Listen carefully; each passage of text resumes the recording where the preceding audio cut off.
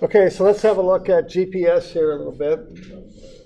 Now this is getting to be a more and more common way of surveying. Now it's not a silver bullet. It doesn't work in every situation. It's just another technique to get points is what it is. And it's a very good technique. It's fast. It's a lot faster sometimes than conventional equipment, depending on the situation. Especially those of you, that are doing construction, you'll use GPS a lot because in a construction site, you typically knock everything down before you start building things. So the site's wide open, so you got a nice clear view to the sky. So it works well. Okay, this was originally developed by the Department of Defense as kind of a navigation and guidance system. It's since been expanded quite a bit. Obviously you've got GPS on your phone and all that, and maps where you probably can figure out pretty darn precisely where you're at. Surveyors use this too, and they use more complex and expensive equipment for getting that figured out. Okay, so the GPS system is what's up in the sky from the United States, and again, Department of Defense developed that. Well, of course, everyone else is getting into this too. So Russia now has what they call the GLONASS system, another system of satellites. Europe is developing a Galileo system. India is developing something too. So there are going to be a lot of satellites up there. There already are, and there'll be more. The more expensive equipment you can get here in the United States now will definitely pick up GLONASS, and that'll improve your accuracy. Okay. GLONASS is just what the Soviets called their satellites that they use for navigation. And I'm not sure what the acronym stands for. Okay. Now what GPS does is it uses radio signals that come from the satellites up in the sky, and that's how you determine your position. Okay. Now notice, back in the old days, what you needed to do to get surveying done at long distances was they actually had to have line of sight, okay? So conventional survey requires a line of sight from a point to a point on the ground. So these are some of these old towers that were built for geodetic surveying back in the 30s, okay? People had to climb way up on those, and they had instruments up there, and they'd shoot from tower to tower. If they didn't have mountains and things, if they were in flatter country, that's how they would do long-distance surveys, control surveys. What GPS is different. GPS requires line of sight, but it's up to the satellites, not from point to point, but from point to satellite, okay? So there's a little bit of an illustration of that. And this is in your book. It's on 1101 and thereabouts. Okay, so if you're doing conventional surveying and you got a tree between you and the next point, you got a problem because you can't shoot through the tree. You're going to have to cut the tree down or survey around it or do something. But if you're using GPS equipment, you don't have as much of a problem. All you got to do from each receiver is be able to see up. That's it. Both receivers can read the satellites, and so you can find the positions of those receivers just fine, okay? But conversely, if you're in wooded country with lots of cover, which sounds like Oregon to me, if you can see point to point, you're okay with conventional equipment, but if that cover is making it difficult to get direct lines to those satellites, GPS isn't going to work too well, okay? So you got to use the equipment that works well. I sure wouldn't want to use GPS in downtown Manhattan or something like that with skyscrapers all over the place. That ain't going to work too well, okay? So it's just equipment. You got to know what it does and well or what it doesn't do. Back when I was working a bit, we had some forest down in here. We had a farmer's field up there. We set our control points up here with GPS. So we got our control set with GPS. And then once we had that, we set our instruments up on that and used conventional equipment to survey down into the woods because we knew the GPS wouldn't work in the woods. Okay. Okay, now these things up in the sky are called satellite vehicles, SVs. Okay. Now there's at least 24 satellites in the sky, and there's at least 3 spares. They're not in what's called geosynchronous orbit. They move across the sky. So at different times of the day, they're going to be in different places. They orbit the Earth twice a day. from our perspective here in Oregon, they're generally off on the south horizon is normally where they're at. So they're doing this around the Earth. Now they're controlled by stations on the ground. The ground stations are evenly spaced. And I think I listed all this control stations on the Earth. The main one's in Colorado Springs. There's one in Hawaii. There's, I can't even pronounce that, but it's the Marshall Islands in the Western Pacific, Diego Garcia in the Indian Ocean, Ascension Island is in the South Atlantic. So they have control stations spaced around the Earth, okay, that monitor and control these things. They is the Department of Defense. Now, what you get out of GPS are called geodetic coordinates. They're latitude and longitude.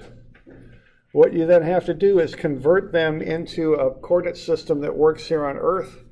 You might use a state plane coordinate system. You might use any number of coordinate systems. There's an Oregon coordinate system now that we use for the state of Oregon. There's transverse Mercator coordinates used all over the Earth. There's different coordinates you can use. But somehow to get useful data, you got to go from the native latitude and longitude read by GPS to an XY coordinate system. And normally that involves going through some sort of coordinate projection of the Earth. A conic or a cylindrical projection or a conic section or something like that. Okay. Now, the way these things work is the satellites carry two, and that's for redundancy, very, very, very precise atomic clocks. Okay? So this system is all about time, and the satellites send out coded radio signals. There's 3 frequencies now that are used. It used to just be L1 and L2. They've recently added an L5. So there's 3 frequencies on which these signals are sent out. Okay? The radio signals have information in them. They've got an exact time signal, any sort of correction coefficients that are needed, because the orbits aren't going to be perfect. They've got where they are, so orbital information. Fancy word for that is ephemeris information. They got an almanac, which will tell you where they will be in the future. They've got some atmospheric correction coefficients and satellite health information. So they got all this stuff encoded, and they send these radio signals out. Now they've also got a digital signature that they send out. Each satellite has its own signature. So digital is collections of zeros and ones. This is called pseudo-random code. Now the receivers know the pseudo-random code that comes from each satellite, and they generate the same code at the same time. So the receivers have clocks in them as well, very precise. Not as good as these atomic clocks, but as good as you can afford is what you want for the clocks in the receivers. Okay? And that's the key to the system right there, is that the receivers know the code generated by each of the satellites, and they generate the same code at the same time. Now they have quartz clocks in them, so the satellites have atomic clocks, which are the best available. Receivers have quartz clocks, which aren't as good. Okay? But they're generating the same code at the same time.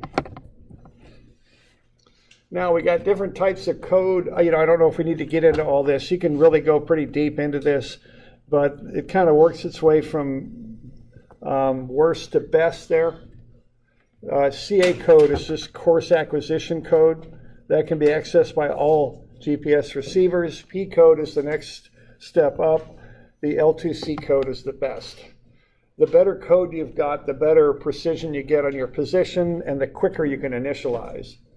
Okay, the quicker you can get your gear up and running. Okay, so the GPS receiver generates the exact same code as the satellites at exactly the same time. The receiver data can then be used to figure out how long it takes for this code from the satellite to get to the receiver. So that's really the key to this, is you're calculating the time lag between when these exact same codes are generated.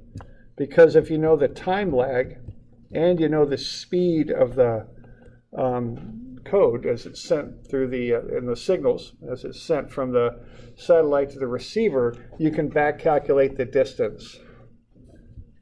So what you've got then is you know the distance. By calculating the time it takes for this code to get to the receiver, you can calculate how far you were from the satellite when that code was generated. That's the idea.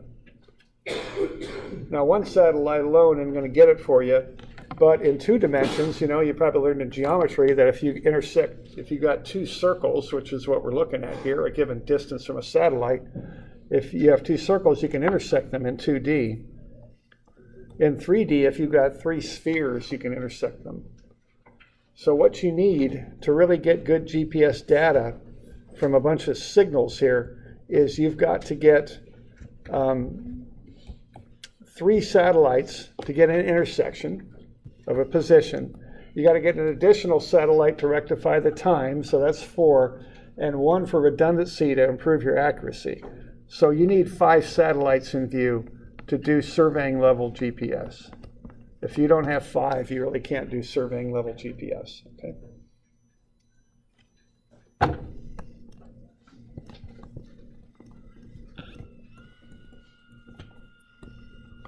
So that's kind of the basics of the system and how it works. So what you're doing, you're measuring the time lag for a coded signal to get from the satellite to the receiver. From that, you can find the distance. And if you can find the distance from 3 satellites, pick up another satellite for time, and yet another for kind of redundancy and a check, you can figure out your position quite accurately. That's the idea. So this stuff is not as simple as just setting up an instrument, turning an angle, and shooting a distance. It's not quite that way. Okay. Now there's also something called carrier phase, which can be used to refine your position. You use what you call this pseudo-random code, which is sent out by the satellites. You know the phase length. You can measure the frequency of the radiation that reaches the receiver. You can get different ideas of what your position might be. That's another little feature on more advanced equipment. Okay. So direct GPS distance is called a pseudo-range, but you need to do error correction. So pseudo-range plus error correction gets you your actual range. That's how they express that. Now, of course, this system doesn't work perfectly. There's errors inherent in it. Okay, so here are the common sources of error. And you want to be aware of these because you want to cut down on these as much as you can.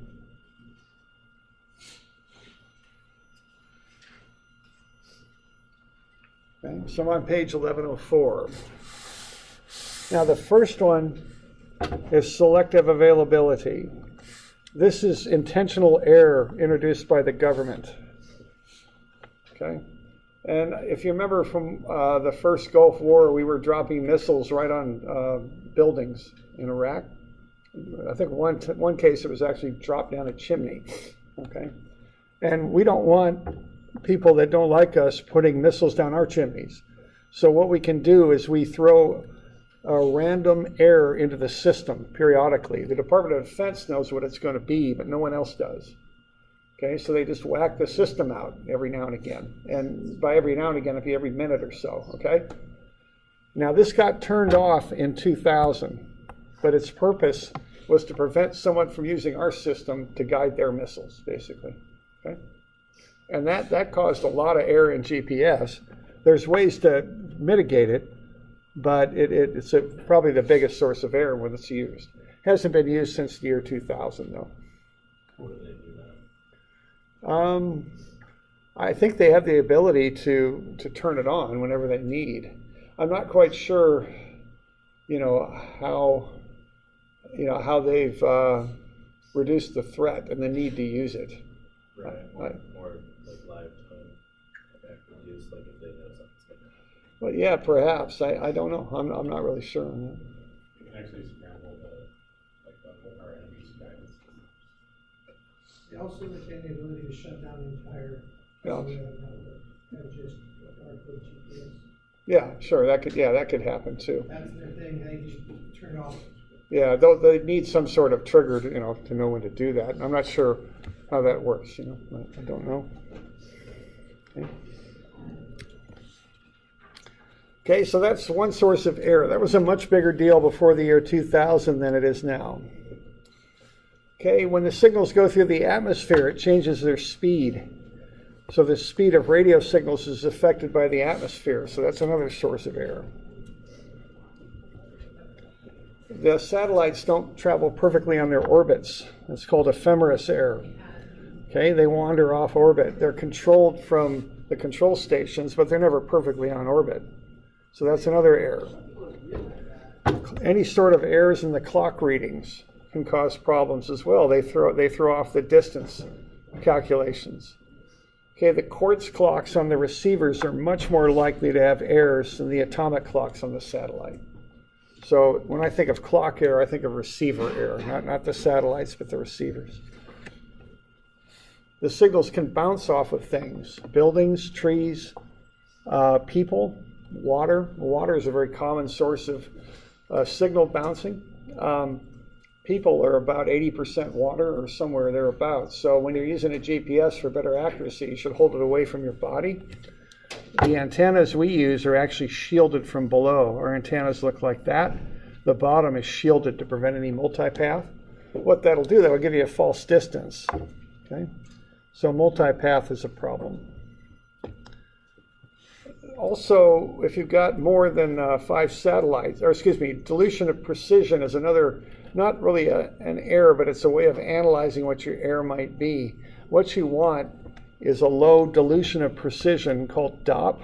Geometric dilution of precision is GDOP. It's the quality of the satellite constellation. So DOP is a number that you read on your receiver. I was told you want to have a DOP below 8. Nowadays, I'm thinking more about 5. You want to be below 5 to get decent data. The lower your DOP, the better the constellation geometry. So what you want there is good DOP, and I'm on page 1104 for these sketches. Satellites spread evenly out across the whole sky and up high, okay? Bad DOP is when the satellites are clustered together and low on the horizon. See, if you've got the satellites spread, as you see in the top sketch, you'll get a very nice clean point intersection when you look at the distances from all those different satellites. If they're spread evenly across the sky, you get a very clean intersection for your position. Whereas if they're clustered together and they're low on the horizon, you don't get as clean an intersection. You get something that looks like that. And you could be anywhere in there with just a little bit of error, okay?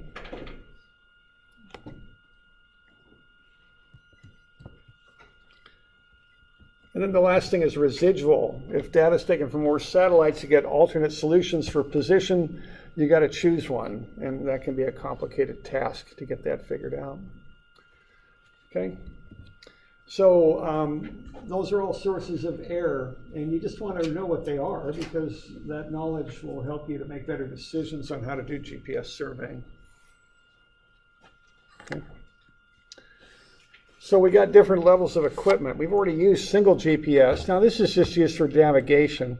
We've used these things twice just to get the feel for GPS, but that's not surveying level equipment. It just isn't accurate enough. You can't use it to do many surveying functions. If you want to do surveying, you use something called differential GPS. Okay, now what you've got with differential surveying is you've got a base that's on a control point, on a known point, then you move around with a rover. So the rover moves and collects the data.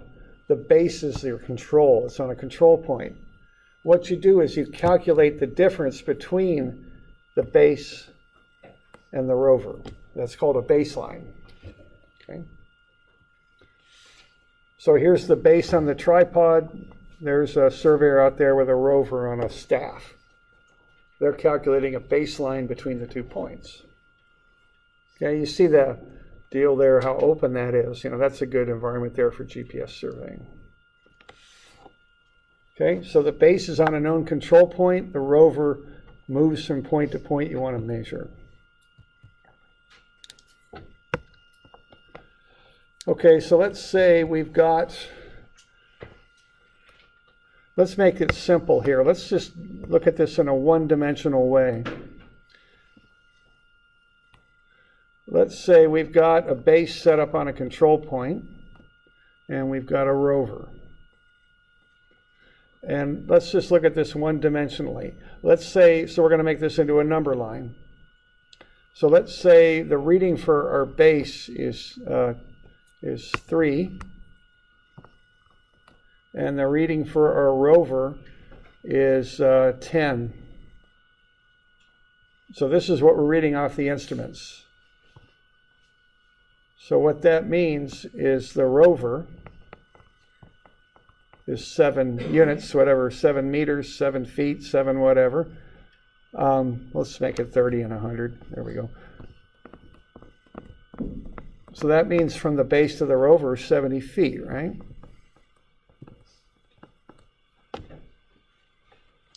But let's say we know the position of the base, which you should. You put the base on a control point, and we've got some error. So actually, it turns out, being as that's a control point, we know its position on the number line isn't 30. It's actually 20. What's the position on the rover then?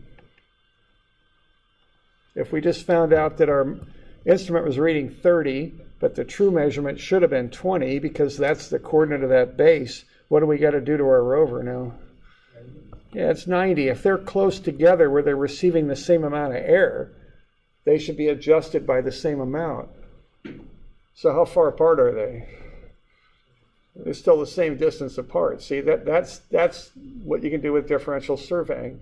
If you put a base on a control point that you know the position of, and your rover is nearby to where you think they're going to experience similar types of error, all you really got to know is what the difference is in your actual readings. Even if they're not perfectly correct, the difference is what you want, because you can add that difference to your known control point and figure out where your rover's at. That's the gist of it right there, okay? So whenever you do surveying, you do differential surveying, differential GPS. You've got the base up on a control point, the rover then moves around. Okay, and you figure out if they both receive the same error, you still know how far the rover is from the base. And if you know the coordinate of the control point, you can figure out the coordinate of the real coordinate of the rover accurately. That's the idea. Okay, and that takes lots of errors out. And I've got some old slides here that this used to be a question, but I guess now we got the answer. Which errors are reduced by differential surveying? Okay.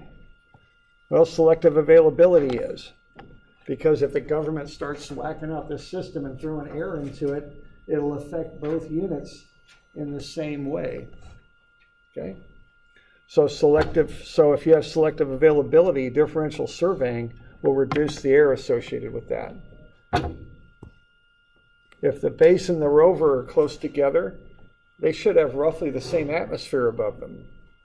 So they'll both have the same atmospheric error. Again, that won't affect the differential position between them. If there's orbital error, it will affect, if the units are fairly close together, that should affect both units the same amount. Okay? So by putting that base on a known control point and taking measurements together with these units, you can cancel a lot of the error out. So when you're going around with your Garmin or something, it's not doing this generally, unless you got a pretty fancy one. So you get a lot more error when you're just going around with your cell phone or Garmin than you are with this surveying equipment. Now this won't fix everything. Clock error happens on receivers. So this isn't going to fix clock error because that's on the receiver. Each receiver has its own individual clock. So this will not help with clock error. Generally speaking, it will not help with multipath either. That's a local phenomenon that happens right where you're at with your particular instrument. Okay?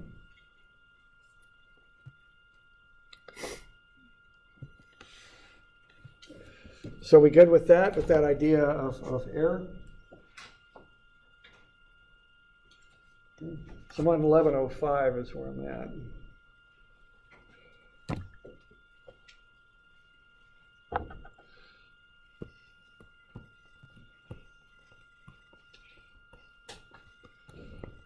Okay, now there's different frequencies of signals sent out. Single just has one frequency, L1. Dual has two. There's now 3 frequency equipment available also. So the more different frequencies you're receiving your signals on, the more accurate your data. The reason is that that different radiation of different frequencies travels at different speeds in the atmosphere. Okay.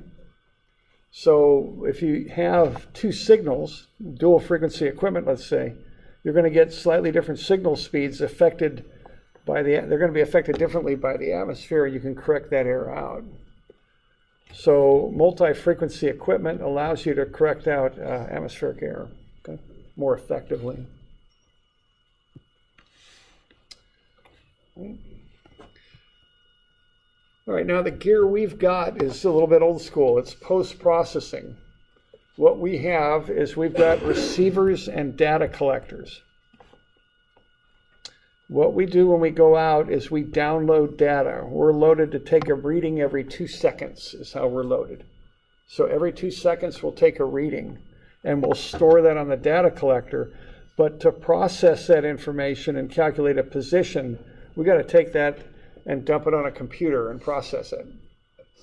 Okay, so with our equipment, we can find out where we were. We don't know where we are real time, but we can figure out where we were, okay? So that's a little limited on what you can do with it. That's why we're not using our survey equipment to grade stake, because with it, I don't know where I am. You don't know where you are, okay?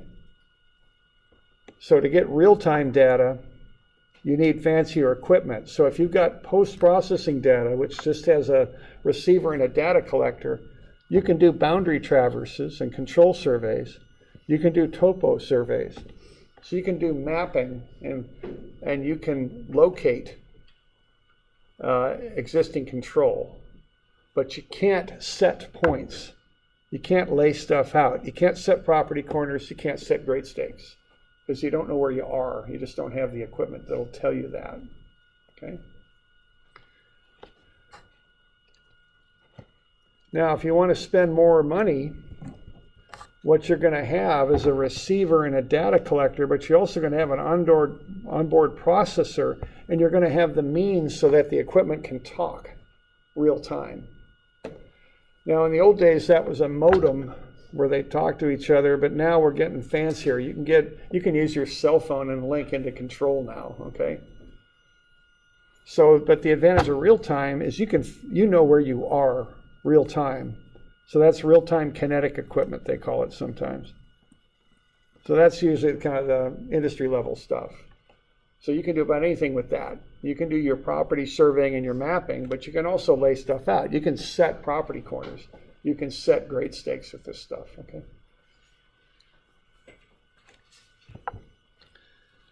Okay, so you can do everything with real-time equipment. Okay. So we doing okay with that so far?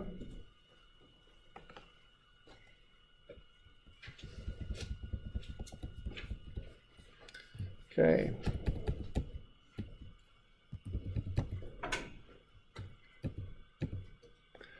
All right, now this idea of a base has changed a lot over the years too. I've got older equipment for us, so we have to supply our own base, okay? We have to set up on a control point near our survey with our equipment, record that data and process it with the other rover data that we've got. But that's getting to be quite old school now. You can do that, and you can improve your accuracy by putting your base close to your rover. But there's bases available that you can now access. And again, you can just do this through your cell phone now. Okay? There's different systems of bases available. The first one is called the core system. continuously operated reference stations, which is a system of government base stations. Okay? If you just have a rover, you can upload your GPS data to the internet, and it will go and find bases that are near you. And I don't know what year this map is from, but this shows the location of Corps' bases. The near ones we've got to us right now are, there's one in Corvallis, there's one on top of the county courthouse here in Albany, there's one down in Harrisburg, and there's one in Sweet Home. Okay, so what you can do is just use a rover, upload your rover data to the internet, get on this Corps system, and say, find the 3 nearest bases and calculate my position from them. So it'll calculate your position from 3 different Corps stations, and you'll get a very accurate position. So this is a real big deal in surveying, because what you can do now, you can go out in the middle of the desert in Nevada, pound a stake in the ground and set your GPS on it and run it for an hour, upload the data, and you get a pretty darn good position. Where in the old days, you had to traverse in, you had to pull in benches, you had to do all this, you had to take solar observations, you had to do all this crazy stuff. But now you can just plunk a GPS down, and if you got access to the internet, you can figure out your position pretty quickly. My friend used to work for Lane County doing section corner surveys. He'd kind of reposition things. And as long as he had a cell phone signal, he could set up a point, he'd find open ground, he'd set up his rover on a point, he'd link in with his cell phone, he'd get data, he'd establish the position of his rover, then he'd set up a conventional instrument on that and shoot into the corners he needed to set in the trees. So that's what he was doing. The state of Oregon now has a whole coordinate system and bases set up. I'm looking at getting some new equipment now, and it would use this Oregon coordinate system that's maintained by the Department of Transportation. Okay. There's a Corps system webpage there where you upload your data, and then you get a report back that indicates your position. Okay. So that's pretty good stuff. Okay.